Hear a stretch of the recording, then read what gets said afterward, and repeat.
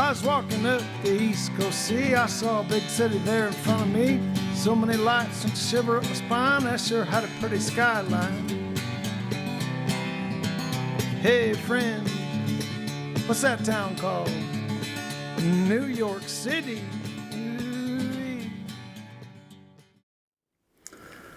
Good day, everybody. It's Gary Fielder from Denver, Colorado, here on our podcast for the next episode to set the foundation for what we've been talking about. And I know we're in a little bit of a swamp, but it'll all make sense by the end of this episode. Now, of course, this is just on the pile of other media and podcasts and news sources and opinion statements that are out there. We make these clips, they're about 45 minutes long, and we're not a news program. Our podcasts are delayed for, to get them edited to some degree for about a week or so, and I can't stay abreast of everything that's topical because things move so quickly. Isn't it amazing that in that regard of news and information, that even when you listen to your favorite news program, whatever that might be, the next day you already know everything that they're talking about on your favorite news program, to the point of it almost being boring because it's already 24 hours old. So what we try to do is we try to first build a common foundation of some of the basic topics that we all have to understand every second of every day as you're interacting with yourself, which is the most important thing, your friends, your family, your living room, your kitchen, your public sidewalk, your car, your roadway, your work, your court systems, your school systems, your voting systems, all those things that you're interacting with. Well, there has to be a foundation to that. And if you don't understand the foundation of that, well, all of that rest, all of the stuff that's out there is all just kind of malarkey. It's all just kind of BS. So if you can understand the foundation of what's happening, well, then everything that you do thereafter can make sense against that backdrop. So we've been spending some time on the initial episodes talking about a couple of things. We're going to review that and then move on to the next topic, because ultimately there are 4 topics that you must understand. Number 1, who are you? Well, you're a free and autonomous being. You might be God, you might be a lowly sinner, that's up to you, but you are a free and autonomous being. And if you are not free and you are not autonomous, somebody, something, some person is violating your human rights. We're not talking about constitutional rights. We're not talking about being a citizen of the United States. We're talking about being a human being. Now, if you're in a concentration camp in China, your rights are being violated. That's beyond any question. Those humans are having their rights violated, and we should be doing something about that. Our episodes are humbly not about that, but obviously those people, those persons, those humans, Free their the rights. Uyghurs. What's that? Free the Uyghurs. That's right. I mean, there's a whole thing about that, and we could get into almost every region in the world and just point out the gross injustices that are everywhere and the violation of people's human rights. I'll give you a good story. One time I was in court in Denver, and it was just, the docket was so busy, and there was just dozens of people there. There might have been 100 people there. I mean, there were prisoners, and there was DAs, and there's criminal defense attorneys. The crowd was full, and there's just people everywhere. Well, there was an Ethiopian interpreter, and he was standing there waiting for one of his clients to come out, and he was going to interpret. And so we're just standing there chatting, and I don't really know anything about Ethiopia, but because I had met some people before, I understood that many people that come to America are from Eritrea. And they're really not from Ethiopia. They're from Eritrea. But when they get here, they just say they're from Ethiopia because everybody knows where Ethiopia is and nobody knows where Eritrea is. So, I talking to him, and then I mentioned that. I say, "Are you from Eritrea?" And his face just lightened up. He says, "Oh yeah, yes, I'm from Eritrea." So we really start talking and connecting on. Well, he started telling me this story about how he was involved in the Civil War, and how he had been taken captive, and how he had been held in a prison for like 5 years, and it was just the most amazing story as we sat there in this busy courtroom with all of this, human trafficking going on.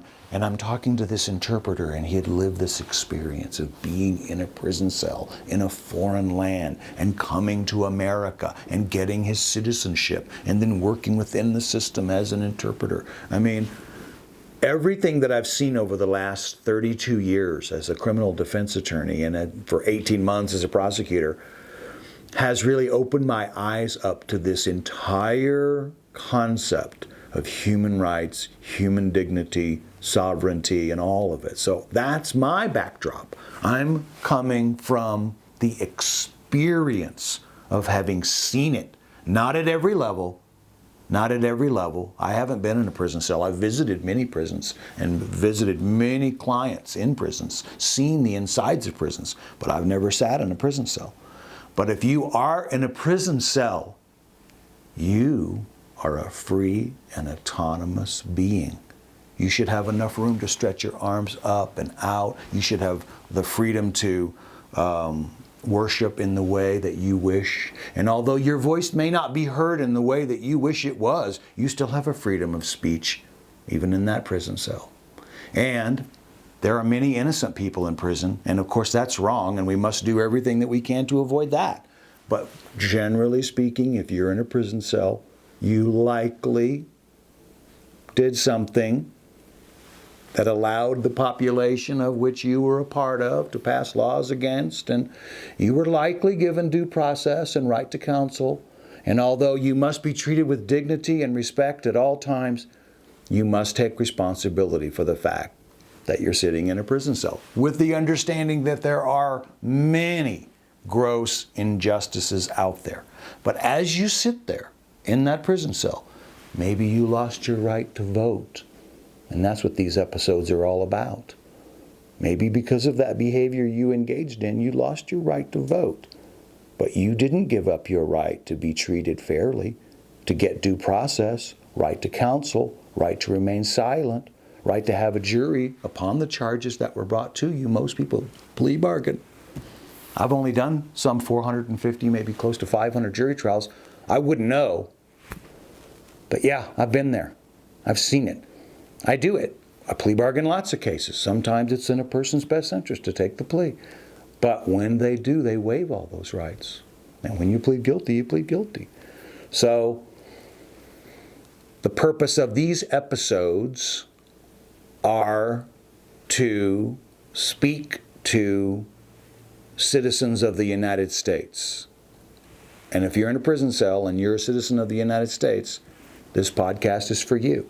Even though you may have waived your right to vote because of the, felonious nature of your conduct, because most states have laws against felons voting, not all. I think Florida's about ready to pass a law allowing people to vote as felons. I'm not quite up to date on that, but that's up to each state. All I'm saying is, in the end, every human being is a free and autonomous being. And if they're not being allowed to be, and even if you're in prison, you're free and autonomous, and if there's something that's happening there that's not supporting that, then that can be changed through due process. So that's number one. That's what you are. Number two, who are you? Well, everyone can listen to this podcast. I don't care. We're all we're all looking through, we're all just piling all this information.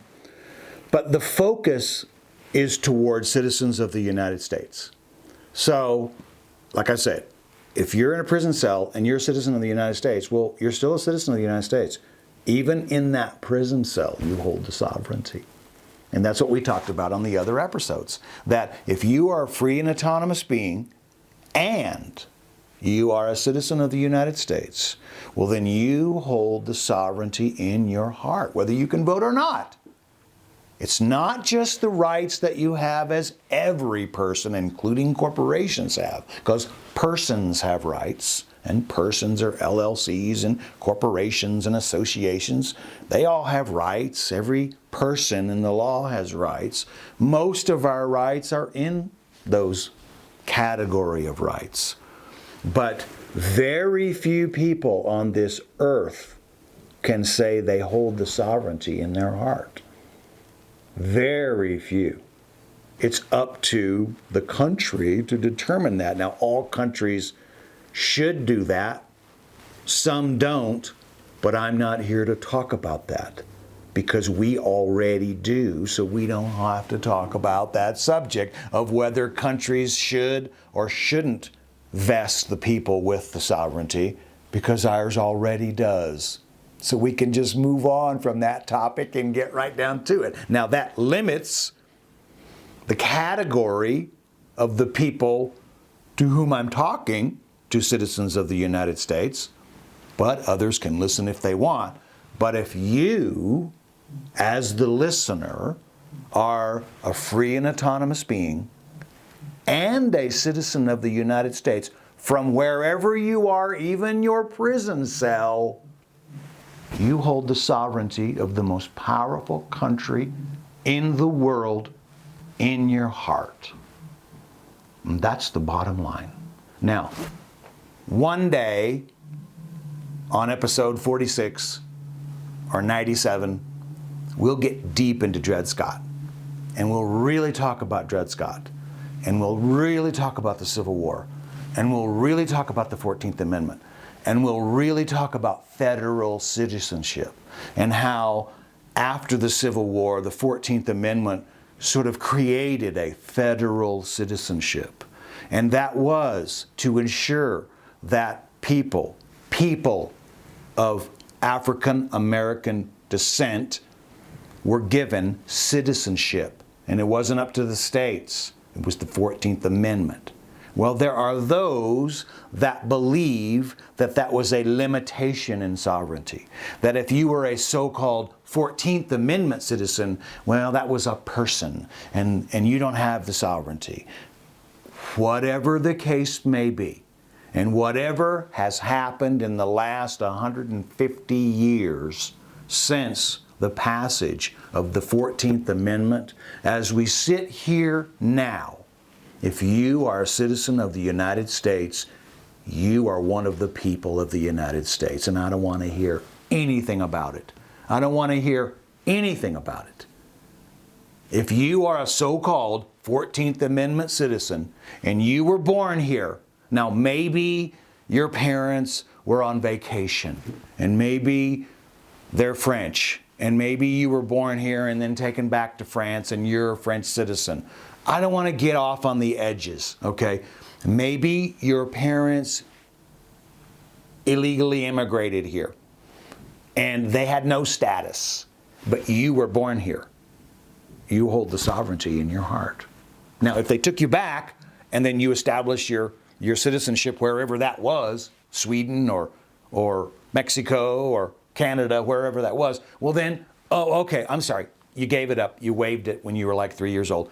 I'm not talking about the outer fringes. But if you were born here and there's a birth certificate and you stayed here and you went to junior high school and you got a Social Security card and then you got a driver's license and then you voted and then you could prove your citizenship because you got your birth certificate, well then you hold the sovereignty of this great country in your heart. And whether you lost your right to vote because you engaged in some felonious behavior, well, that's a different issue entirely.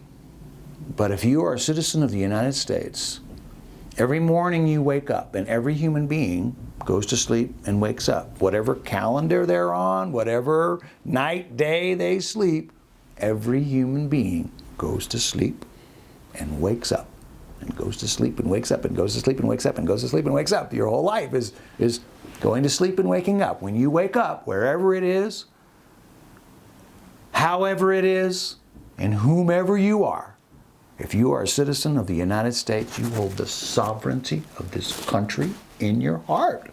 Now, the last time we talked about sort of transferring that to some personage, if you walked out into the street, or if you took a job to a private company, maybe you give up some of your sovereign rights. Well, you're always the sovereign, no matter what. I want to make that clear. You're always the sovereign. Now, there's nothing that stops Queen Elizabeth from going down and getting a job at McDonald's. Think about that. If Queen Elizabeth wants to walk right out and work at McDonald's, that's her right. She has a right. Everybody has a right. She's the sovereign. She could do whatever she wants. The sovereign can participate in Social Security if they would like. They probably don't have to because they've already got a dowry, but if they want to, they could. The sovereign typically has a driver when they travel. There's nothing that stops the king or the queen from going down and getting a driver's license. You don't waive any of your sovereignty by engaging in those public activities. But when you engage in those public activities, you do at least agree to waive or otherwise, with knowledge, restrict your power. For example, if you were the king traveling to Jerusalem, well, you would put your crown in the box and you would have your box behind you. You'd be riding on your horse, right? Well, you're still the sovereign on the path to Jerusalem, but you're away from your kingdom. And now you're on the public road. So you have to mind the rights of all others. Imagine going to a conference of other sovereigns and all these kings and queens appears, not the princes, not the earls, not the dukes, just all the kings and queens. They had a big party in Jerusalem and they were all there and they're all drinking and they're all sovereigns. Well, they all have rights. They're all kings and queens. I'm going to wave my arms around because I have a right and no one can stop me. And I'm going to say whatever I want, because I'm a sovereign and I'm at the sovereign conference. Well, my right to wave my arms ends where another sovereign's nose begins. Tell me I'm wrong. So even if I'm the king, and even if I can wave my arms and say whatever I want, my right to wave my arms ends where another sovereign's nose begins. So when you go down to America, and you see millions of sovereigns, what do you do with all those people? Well, they all have rights. Each one of them has rights. Now, we all have those personage rights, but when you're the sovereign and you're on your property, you basically have all of your sovereign rights. Now, we've all come through this process where municipalities, police departments, states, counties have sort of learned how to invade those rights. Socially, we've evolved, for example, in the area of domestic violence. I was a district attorney in 1990-91. I saw it. I understood when that was all changing from basically ignoring that whole issue of domestic violence because it was what? Well, it was in people's homes. It was their business. Nobody wanted to deal with it. Nobody wanted to talk about it. Well, that was wrong. That was totally wrong. And having engaged in multiple jury trials and thousands of clients in that regard, I've heard all the experts, I've read all of the literature, and I understand the cycle of abuse. I understand how wrong domestic violence is. I understand how rightful the state has an interest based on probable cause to maybe enter a person's home and extract them and arrest them and imprison them for their violence. But that doesn't mean that that person is not sovereign. It just means that the people gathered in their legislatures and they passed laws, and the executive, through their police officers, made the arrest, even on private property, and took them inside a judicial system and maybe even put them in a cage, which is horrible. But it was all due process. It was all fair process. I'm not speaking about other countries. Remember, we limited it to the citizens of the United States, and each state does it differently. And I'm sure, having spent I was born in Austin, Texas. I kind of grew up in Austin before I moved to Alaska. I went back to UT. I graduated from the University of Texas at Austin. I've spent some time in the South. I'm not making any statements about the South, but you can just generally think that there is some injustice that has certainly historically been proven beyond any shadow of a doubt. There's been multitudes of injustices that have happened all over the country, not in just the South, but everywhere. But yes, our country has always been growing in that regard to treat people fairly. And we're still moving in that direction. And we really need, I've been there for 32 years, we need to take a full reassessment of our criminal justice system. But generally speaking, it's the fairest in the world. Generally speaking, to be able to go out and get a lawyer and interact with the government, with your lawyer, and have the right to remain silent, and have the right to issue subpoenas, and get your own private investigator. I don't understand why people don't exercise their private rights more than their public rights. For example, if you're the victim of crime, well, you look to the police to solve that crime or prosecute that person in court. Well, you could sue that person and you could get your own private investigator. Now, you may not be able to jail them, but you could sue them and you could get a judgment, you could get a restraining order. But we just depend upon these public processes to do it for us. So when the public comes and arrests people and tries to jail people, well, of course you have a right to counsel. Of course you have a right to a jury trial. See, your trial used to just be in front of the king or the queen or one of their appointed judges. The king couldn't do all the trials, so the king would appoint judges. The governor still appoints judges in that same sort of sovereign fashion, but we, the people, elect the governor to appoint the judge. In some states, people elect judges. So, do you see where I'm getting? The point is, no matter where you're at and what you're doing, if you're a citizen of the United States, and I don't want to get on the fringes of who could be excluded or who's in or who's out, if you're listening to this podcast, you're likely an obvious citizen of the United States. And I don't care about thinking about other people and what's inside their hearts. What's inside your heart is the sovereignty of the United States of America. A message from Save Our Suffrage. As you might remember, we are a 501c4 nonprofit organization, also doing business as Dominion Class Action, which was founded by plaintiffs and supporters like you.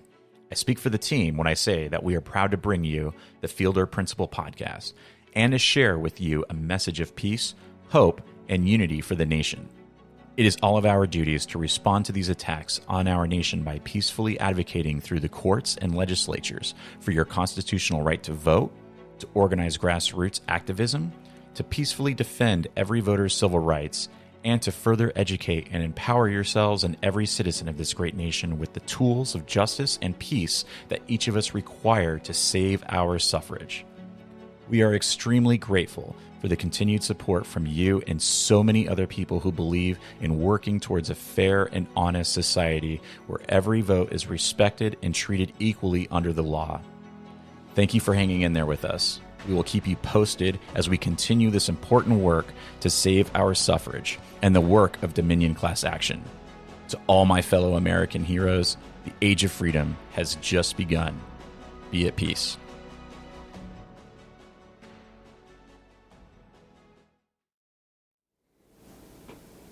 Thank you. Welcome to part 2 of our podcast. So, I want to make sure and clear up a couple of concepts before we move on and finish up for today. We're so close. First of all, people get freaked out by that word sovereign or sovereignty. You shouldn't get freaked out at all. This is not about being a sovereign citizen. I have represented people in federal court, in jury trials, that are so-called sovereign citizens. I'm sure we'll give other podcast on the so-called sovereign citizen movement, which I've studied and tracked and participated in to some degree and understand from interacting with individuals that are so-called sovereign citizens. I'm not talking about that at all. If some people want to get some land and they want to be left alone, then for goodness sakes, leave them alone. Just leave them alone. They take an old truck, they drive to town, they don't have a driver's license, they don't have a license plate because they live in some community. Maybe it's a religious-based community. They drive to town, they get some provisions, they drive back to their community. Just leave those people alone. That's what I would call a so-called sovereign citizen. Now, the government, through their means, as I was talking about, they find ways to interact. They arrest people or stop people when they travel to the town because they don't have a driver's license. And through that interaction, there's been lots of controversy and lots of arguments about what their rights are to travel or to assemble or to worship or to be left alone or to not have to pay taxes or whatever. I am not talking about that at all whatsoever. I'm talking about the people in town because typically speaking, now, ironically, those so-called sovereign citizens, you think about the Amish now, they're so-called sovereign citizens. They don't really talk about that, but they can vote. They don't have to vote, and many religious people don't vote because it's against their religion to participate in a humanistic program such as elections. They don't vote. That's their right. But they can vote if they're otherwise qualified. They can vote. So that's sort of a different issue, and we'll be talking about that.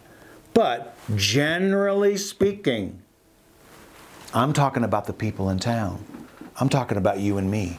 I'm talking about your average Josephine. I'm just the person that has a birth certificate, didn't send in any paperwork to revoke it, just has a driver's license. I drove for years without a driver's license. I talked to these police officers. I don't have to have a driver's license. I got ticket after ticket. I finally got a driver's license. You know, I just gave in. I've got a bar card. I've got a Social Security card. You know, my kids go to public school. I went to public school. You see what I mean? I'm talking about the people that participate in the system. I'm registered to vote. I've spoiled my ballot the last 2 presidential elections, but that was my personal choice, and I made sure and cut it up and put it into 2 waste baskets so that nobody could use it otherwise, but that was my right. But I'm otherwise registered to vote, and you can look it up. So we all have our individual capacity through which we express our sovereignty. And if we're citizens of the United States, whatever form that comes in, that's a lot of power.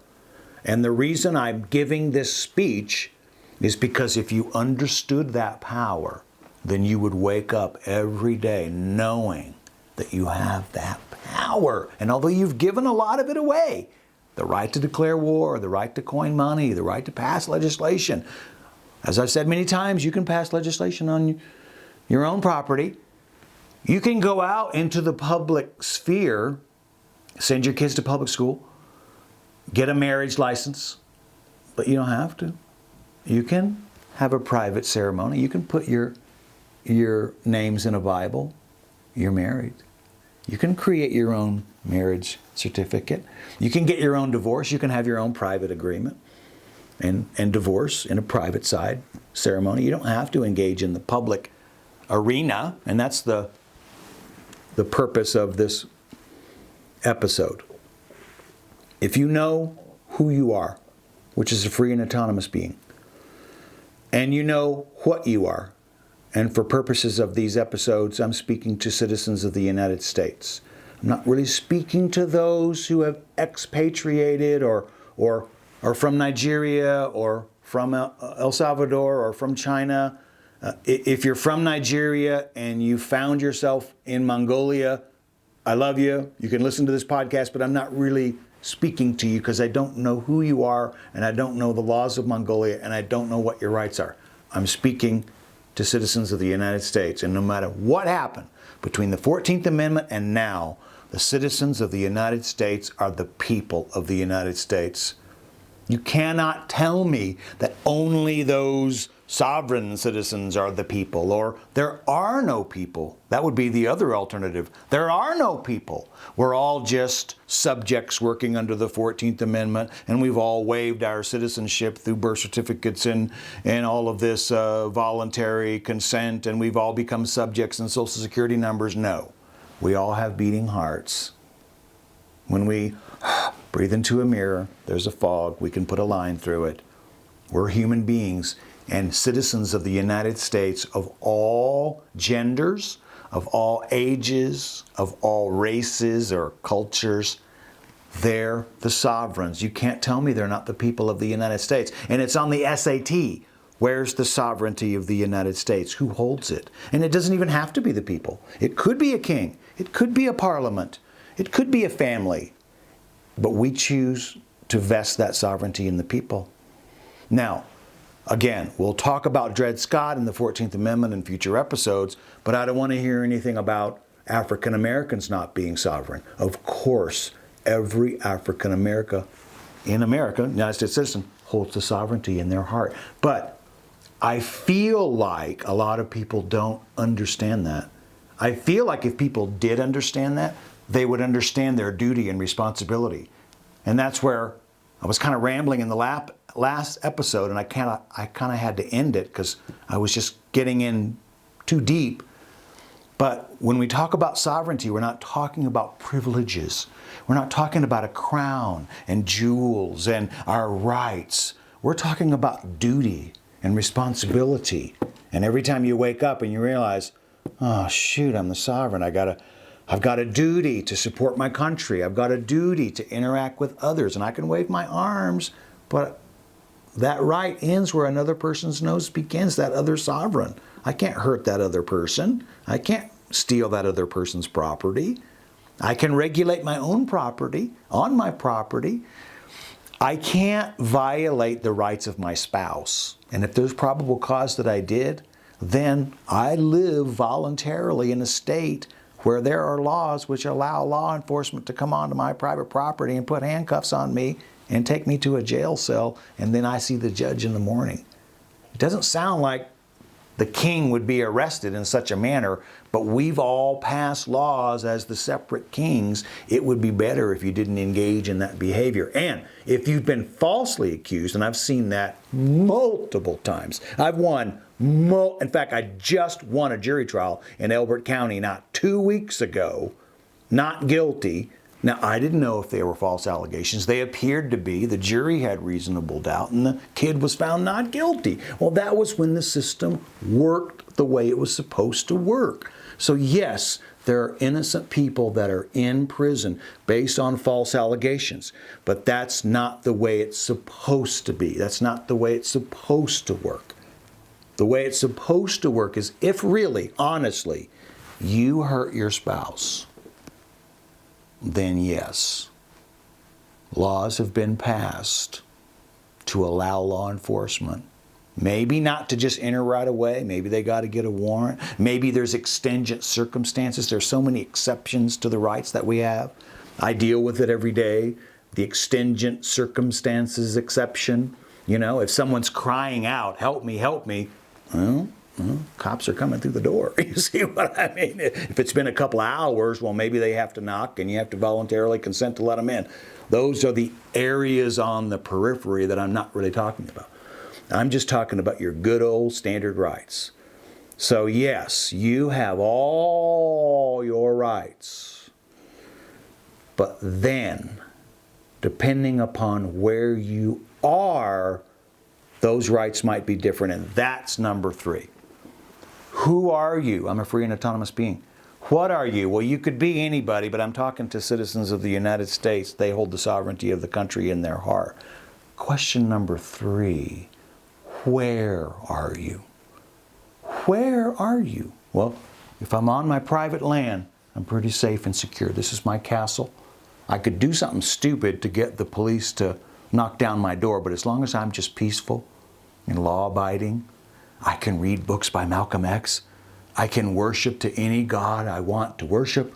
I can engage in any sexual behavior that I want to engage as long as I'm not harming others or possessing things that are otherwise illegal. And you know what I'm talking about. That's all illegal. Talk about cops busting down your door. They'll come right to it. You see what I'm saying? But otherwise, if it's within the bounds of human decency and reasonableness, I'm absolutely free in that property. If I'm just staying at a buddy's house and he's given me a little room, boy, when I close that door, that's my room. And I can think in any way I want to think. If I'm in my prison cell, I can read books by Malcolm X. I can pray in any way I want. I can write letters. I can write letters to the editor. I could maybe, I'm not even sure, probably have a podcast from prison. But all I'm saying is that when you step onto the public land, well, you might be that traveling sovereign with the crown and the box, but you give up some of those rights. You can still wave your arms. But that right has limits. The public sidewalk is different than the private yard. And you could envision walking 1 foot on the public sidewalk and 1 foot in the yard. You're on public property, private property. But that homeowner could come out and say, hey, get off my yard. And you'd have to scamper back on the public sidewalk. Well, as soon as you get on the public sidewalk, well, the cop behind you can say, hey, what are you doing over there? You see what I mean? You have to jump back in the yard and say, I'm not doing anything, So, yeah, it's totally different. So you need to know where you're at, who you are, what you are, and where you're at. Because if you understand where you're at, then you'll understand your rights and you'll understand your obligations, not your privileges, your duties. So when you're on your private land, you really have very few duties. If you invite people in, you owe them a duty of care. If someone trespasses, you don't owe them any duty. Otherwise, if you invite someone in and you owe them a duty of care and you say, please leave now, they have to leave.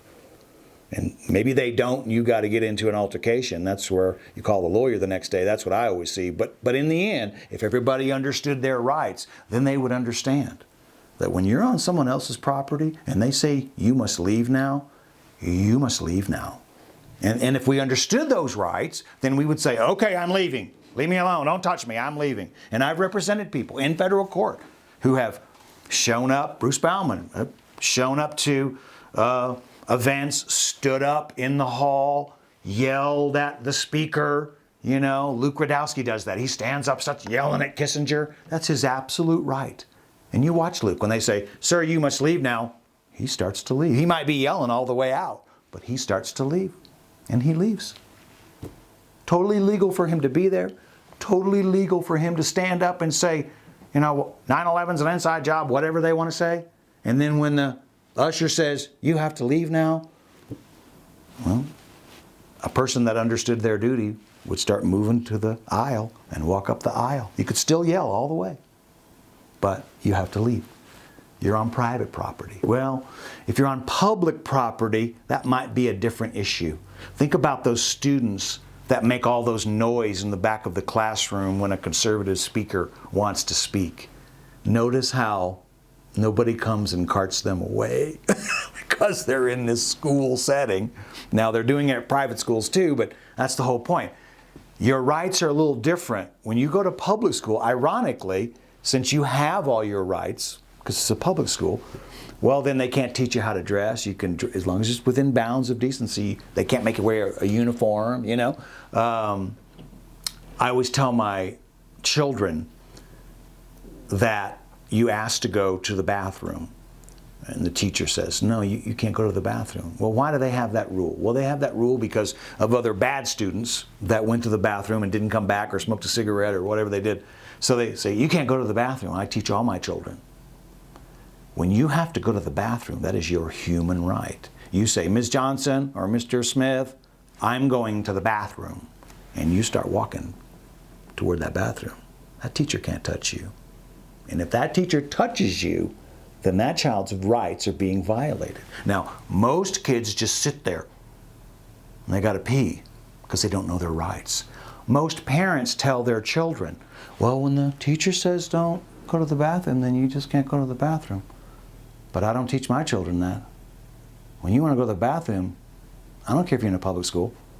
Now, when you're in a private school, see how that flips? You would think, well, there's more rights in the private school. Well, there could be. There could be, okay, because it's private and they can set their own rules. But it's often where there's a more restrictive environment. That's where the uniforms come in, or the religious ideology comes in the private school. But there's a big difference between going to a private school and a public school. Sometimes they look the same and you don't understand the difference, but there's a complete difference. And when you go into the private school, well, you give up a little bit of your sovereignty because you've agreed, you've contracted. But when you're in the public school, those are sovereign students being taught by public servants. Don't ever forget that. That's why I object to Coach Bobby Knight. He never fully understood that. You look at Coach Knight, you just see him as a basketball coach. You think, well, he cussed a little bit. Oh, he threw a chair. I love that guy. He's such a great coach. No. Coach Knight coached at Army, and he coached at Indiana, and he coached at Texas Tech. Those are all public institutions. As such, he was a public servant. And as such, he should have acted accordingly, which means that public servants don't cuss.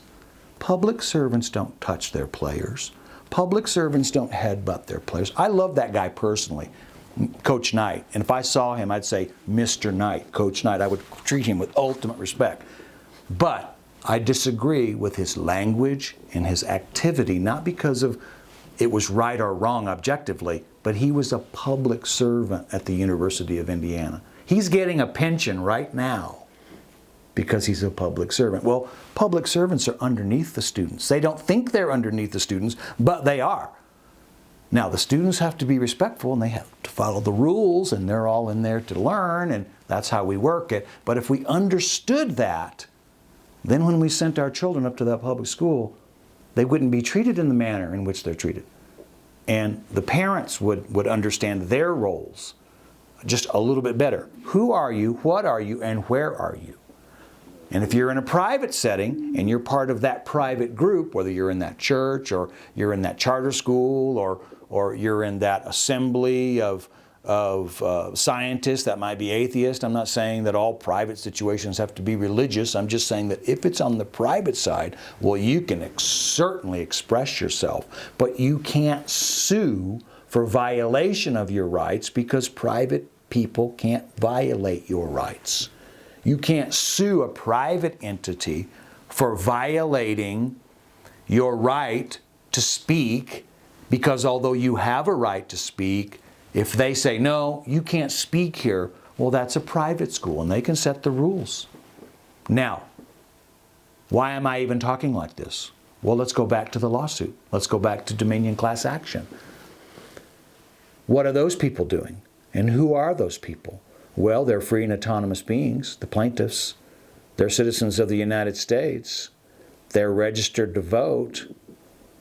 Their vote for president was impacted by several persons.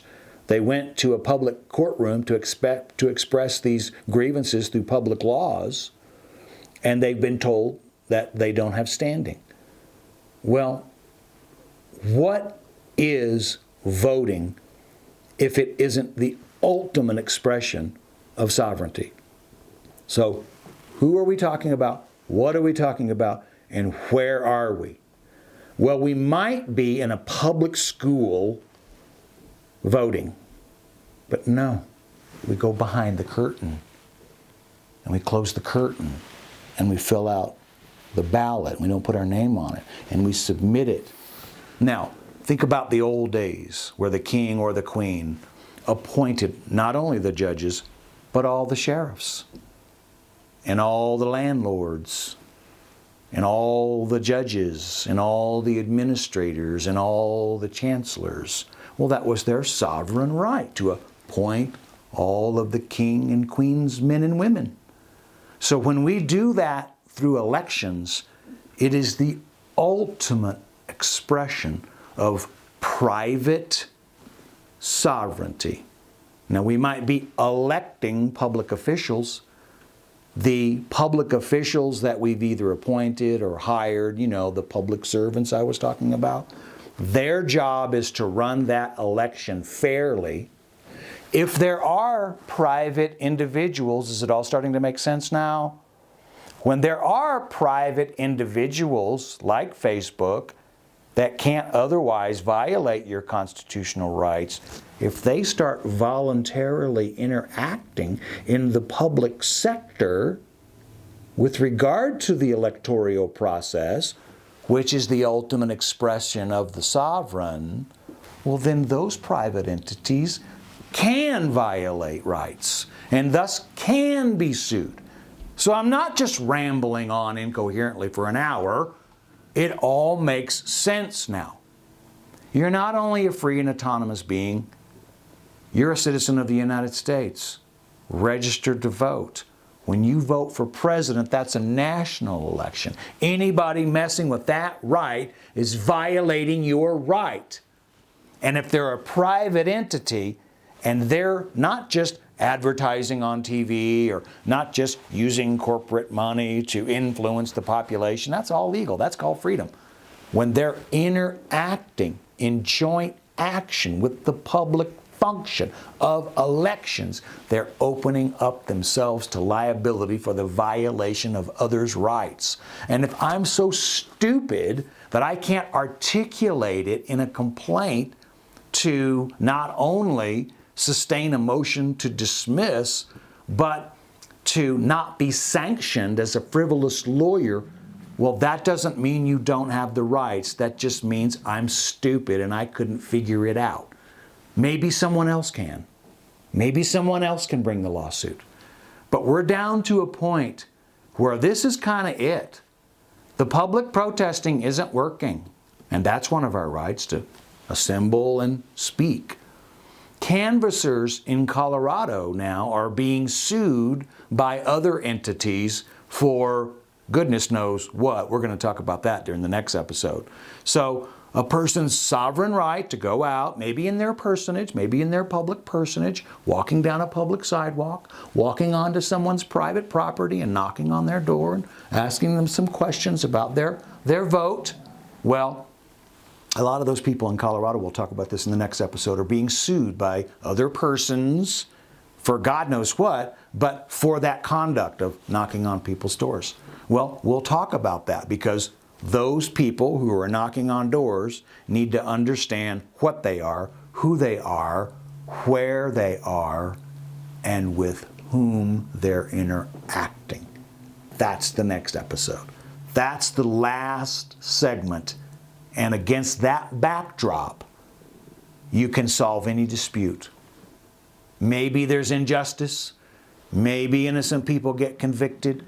Maybe people get away with the violation of our rights all the time and we just never enforce them because we don't know how, and the attorneys that try to do it are found to be frivolous. But it's supposed to work. It's supposed to work. What are you? Who are you? Where are you?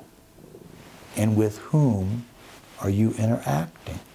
Because if you understand that backdrop, well then you can solve any dispute. Where would you solve the dispute? Would you solve the dispute on a roadway? In a park in front of your Capitol? On a battlefield? Is that where you want to resolve your disputes? Out on that sidewalk? At your front door? You want to resolve that dispute at your front door with those canvassers? No, of course. You go to court to resolve your disputes. You used to have to go to the king or the sheriff or the landlord because you were just a subject. But now you go to court to resolve your disputes. Now it could be a public courtroom. It could be private. You could arbitrate, but it could be a public courtroom. But when you walk into that public courtroom, you're still the sovereign. And when you're registered to vote, and your right to vote as that sovereign is being burdened in some substantial way that you can point to, then your rights are being violated. Your rights are being violated. So we have to come to grips with it, because we essentially have three ways to enforce our rights. Public protest, peacefully of course, through the process of elections, which we're obviously talking about not being fair. So if we don't have elections, how are we supposed to express our sovereignty? Or through enforcement of those rights in the courts. So that's what we're talking about. That's what we're talking about. So when we come back to the next episode, we're going to talk about with whom you're interacting. Because if you know who you are, and you know what you are, and you know where you're at, the next question is, well, who are you interacting with? Are you interacting with another sovereign? Are you interacting with just some corporation? A person, of course, a person. Are you interacting with a foreign entity? Are you interacting with a sovereign state? Are you interacting with a municipality? Because when that officer's pulled you over and starts asking for your ID, you're interacting with the city of Denver, or the city of Lakewood, or the city of Austin, or the city of San Diego. Maybe it's a county sheriff. Well, now you're talking about the county of Weld. You need to know who you're interacting with. You know, when you go down and talk to the clerk and he's so rude to you, or she's so rude to you, well, why are you being rude to me? You're the public servant. Hey, Coach Knight, why are you touching me? Why are you cussing? You see, but with whom are you interacting? You think you're the king, and because you're the coach, the players have to follow your orders. No, no, no, no, no, no, no. Those players are all kings and queens on that bench, and you are their servant, and they are to be treated with respect. See, if he understood that, he would have never touched anybody. He would have never cussed in the way that he did. He could cuss at his house, but he would never cuss like that on TV, and would never treated his players like that. But he didn't understand that, and his players didn't understand it, and their parents didn't understand that. But if they all understood it, none of that would have happened. His teams would have been better. So in the end, we're going to talk about that the next episode. Thank you for hanging in there. And then once we resolve those four, then we're going to start digging into these world problems that we can all solve within the context of that backdrop, the four elements.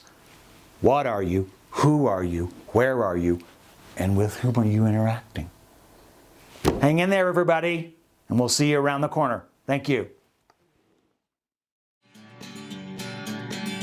And it's there I'll stay and shall persist till the world sees this injustice. Power to the people I will lament. The bank should not run the government.